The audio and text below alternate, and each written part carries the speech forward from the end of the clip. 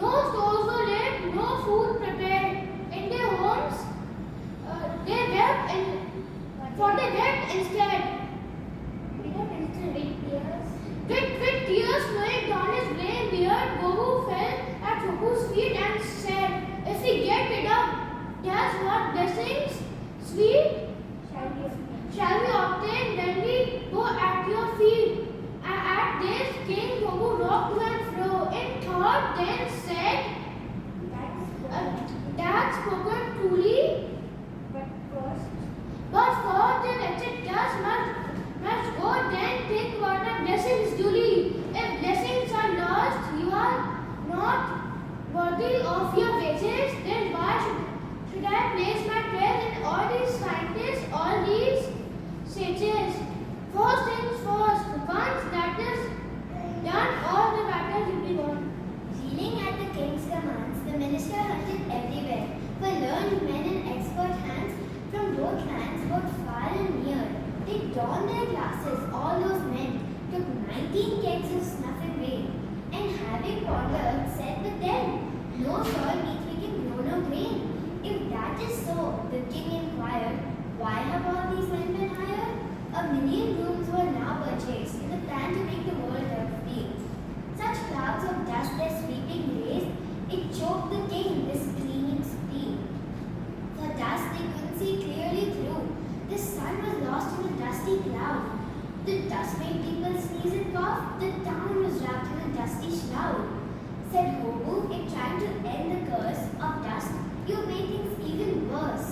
With water bags the Rishis rushed in hordes to make the dust subside. With lakes and rivers turned to slush, no boat could float in this muddy tide.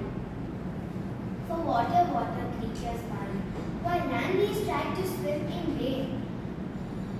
Sir, in depths of slime all trade declined, while fever plagued the whole terrain. Fumed the king, what foolishness, to make my land a sodden mess. Again came the wise men from far and wide to talk about what can be done.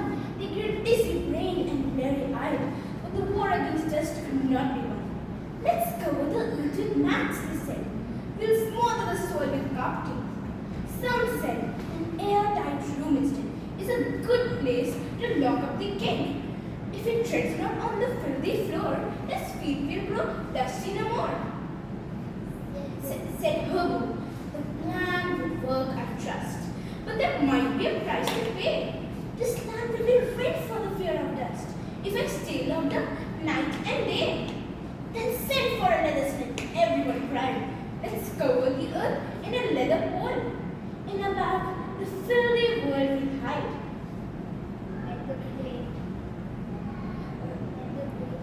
Let the great king's feet be known to all.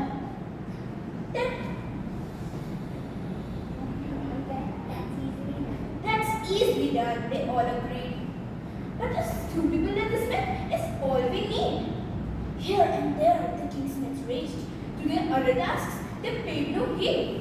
But no capable leathersmith could be traced, nor heights enough to match their need.